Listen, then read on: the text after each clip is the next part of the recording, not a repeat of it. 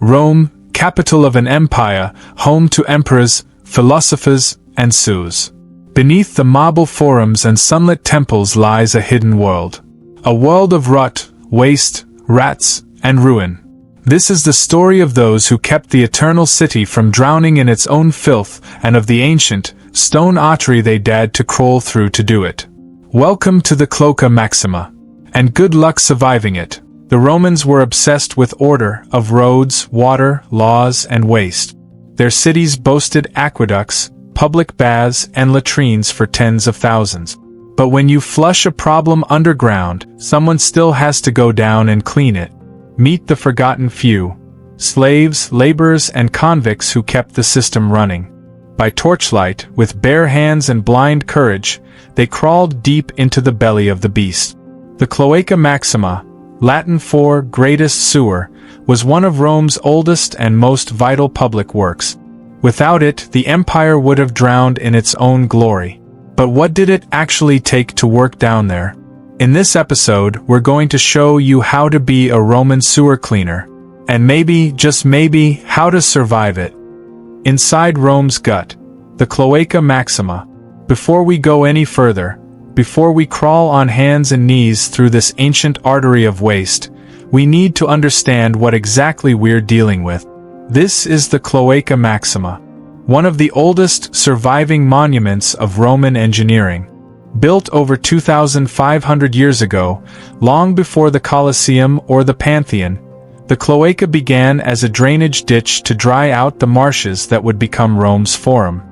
As Rome grew from a hilltop village into an imperial capital, the Cloaca grew with it. By the height of the empire, it was a subterranean labyrinth stretching beneath temples, markets, and tenements, channeling rainwater, sewage, and runoff into the Tiber River. It wasn't just a ditch anymore. It was a masterpiece. Massive blocks of volcanic tuff and travertine, stacked without mortar, formed vaulted ceilings strong enough to hold up the forum above. Gravity-fed flow kept water moving, even if the contents weren't always pleasant. Engineers angled each segment with precision. Minor inlets branched off from neighborhoods, baths, and latrines, feeding into the great central channel like veins into a heart. But the Cloaca didn't just carry waste. It was Rome's respiratory system, exhaling the foul air of civilization, one filthy breath at a time. For the men who cleaned it, this wasn't a marvel. It was a monster. Collapse was a constant threat.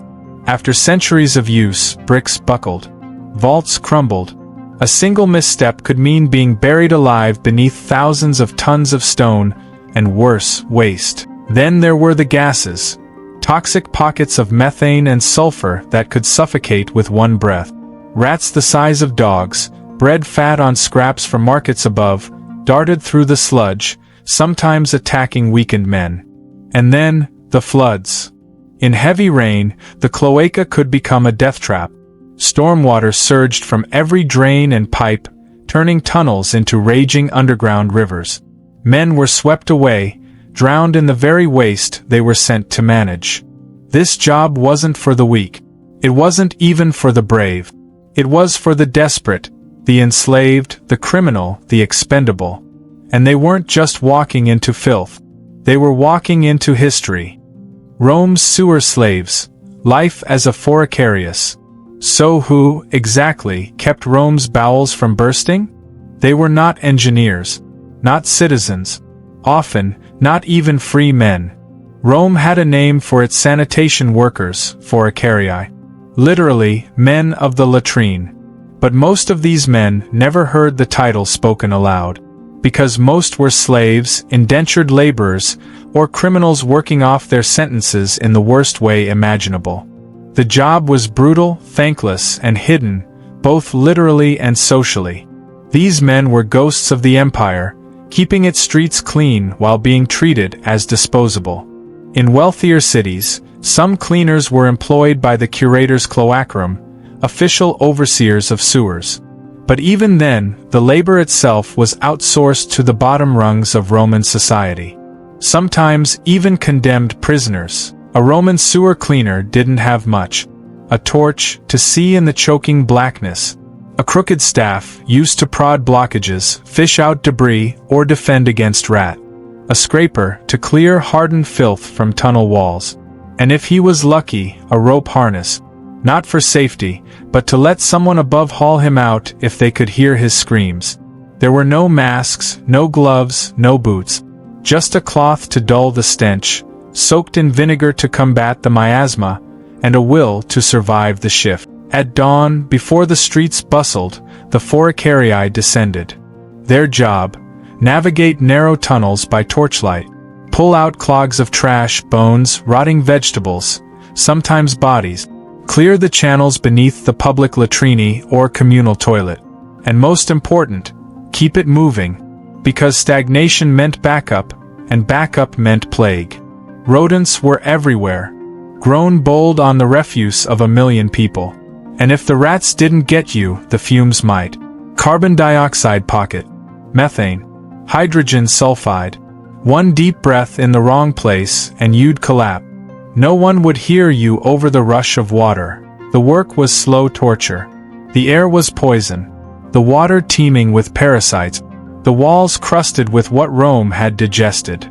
Diseases like dysentery, typhoid, and intestinal worms were rampant. Exhaustion was constant, and drowning was always waiting. One misstep, one sudden storm, and the tunnels could fill in minutes. The Foricarii didn't just risk sickness, they risked being flushed away like the waste they managed. The Foricarii worked mostly at night or in the early hours. Their world was one of shadows and steam.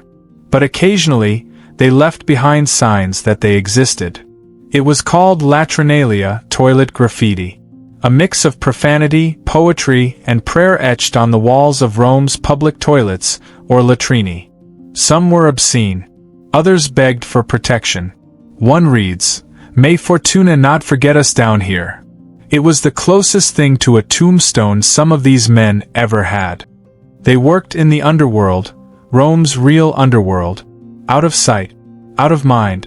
But without them, the empire would have drowned in its own greatness. Deadly dangers of Rome's sewers. Let's say you've made it down into the Cloaca Maxima. You've dodged rats. You've held your breath through the stench. You've scraped out a week's worth of filth. Now ask yourself, what else could possibly go wrong? The Cloaca Maxima was an engineering triumph. Arched ceilings, gravity-fed drainage, stone vaulting. But Rome's underground had a weakness: time. Over centuries, even the most durable Roman masonry weakened under pressure, from constant moisture, seismic shifts, or just the weight of the city above. Collapses weren't just a danger. They were an inevitability. And when they came, they buried everything beneath them. Brick, water, men. No rescue. No memorial. Just silence. Even worse than collapse was something far less predictable: rain. Rome was built on 7 hills, which meant when a storm hit, all that water rushed downhill, into the Cloaca Maxima. A flash flood could turn the sewer into a death trap in seconds. Entire sections filled. Men vanished. Their bodies recovered, if at all, miles downriver, bloated and broken. The Romans didn't have storm warning systems. They had instinct. If you smelled something change, or felt air pressure shift, you ran. If you could. Then there were the gases. Organic waste decomposing underground releases more than just bad smells. Methane, ammonia, hydrogen sulfide. Odorless, invisible, lethal. Some gases displaced oxygen. Others paralyzed the lungs. One misstep near a stagnant pool or sealed chamber could cause asphyxiation or ignition. Yes, explosions. The right spark, the wrong air, and the entire tunnel could erupt. These weren't just occupational hazards. They were underground ambushes, waiting to kill. Sometimes it wasn't a collapse or flood that took a life. Bodies, human bodies, were found in the Cloaca Maxima. Some were accidents, workers who slipped, collapsed from gas, or drowned. But others? Their bones showed signs of trauma. Skull fractures, bindings, weapons. The sewer was a convenient grave. No one goes down there. No one asks questions. Historians have debated, were these executions? Secret murders? Victims of organized crime or politics? Whatever the truth, the cloaca swallowed the evidence, and kept the secrets of a society that threw its dead down the same pipes as its waste. To walk the Cloaca Maxima wasn't just to fight filth, it was to gamble with death. Every single day. The stigma and sanctity of Rome's sewer workers. They scraped excrement from stone and risked death in the city's intestines. But above ground, how were Rome's sewer cleaners really seen? The Romans were obsessed with purity. Not just of body, but of class, spirit, and place. To be associated with filth wasn't just physically unpleasant, it was morally polluting. That made sewer workers a contradiction, necessary, but disgusting. Known broadly as Foricarii or simply Latrinalia, these men kept the empire's arteries flowing, but were treated as untouchables. They lived near the city's edges, ate last, married within their own circles. Like many in Roman society, their labor was essential, so long as it stayed invisible. And yet, Rome also saw the sewer as sacred. The Cloaca Maxima didn't just carry waste, it purged evil. Literally. It was believed to cleanse the city not just of filth, but of spiritual corruption. Enter Cloacina, the Roman goddess of the sewers. A minor deity, yes, but one with a real temple, right in the heart of the Forum. Her name comes from the Latin clore, to cleanse. To worship her was to praise the sanctity of removal, the divine act of disposal. Some Foricarii even whispered prayers to her before descending, in hope she'd guide their path or protect them from cave-ins. We get another glimpse of how society viewed these men through bathroom graffiti. In latrines across the empire, patrons scribbled poetry, insults, and crude jokes.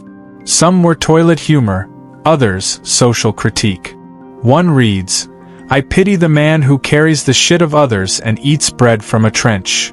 Another, "The Cloacarius may stink, but his purse is cleaner than yours."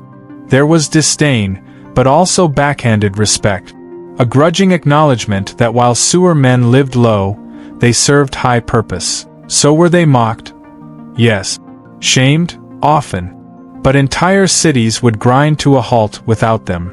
The Roman obsession with order, of aqueducts, streets, baths, and toilets, depended on the quiet hands that kept everything moving. Even the satirists knew.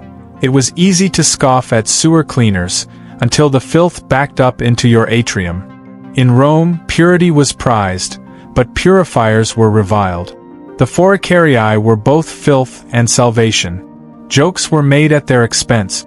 Prayers were whispered for their return. And deep beneath the marble streets, their torches still flickered. Long after the emperors turned to dust, the Cloaca Maxima remains, still draining the city, still whispering the stories of those who built and cleaned it. It began as a drainage ditch, a humble trench cut by Etruscan hands before the Republic had even drawn its first breath. But Rome poured its ambition into it, lining it with stone, vaulting it with arches, folding it into the design of the entire city. The Cloaca Maxima was more than infrastructure, it was an ideology, that nature could be tamed, waste managed, and cities made to thrive. Over 2,000 years later, parts of it still work. Modern archaeologists descend into these tunnels not just to map them, but to read them. They find bones, long rotted, tools, abandoned mid-use, even latrinalia, graffiti scratched in with boredom or desperation. In these sewers lie Rome's forgotten, the criminals who hid here, the slaves who died here, and the workers who never came back up. Each relic is a voice from the shadows, reminding us that history isn't just written in marble, but etched in sewage and sweat. Rome was a city of gods and gutters. Above ground, the Colosseum, Senate, aqueducts, a triumph of architecture and intellect. Below, rivers of human waste, rats and poisonous air. Men hauling buckets in silence. That's the real genius of Roman engineering, not just in what they built, but in what they dared to hide so perfectly. What survives of Rome isn't just its temples or its emperors' names etched in stone. It's the sewer that still runs, the tunnel dug by hands long vanished, the silent labor that held an empire aloft. In a city built by emperors, the unsung heroes were those who carried the empire's filth, one bucket at a time. Cloaca Maxima, the greatest sewer, built c. 600 BCE, still functioning,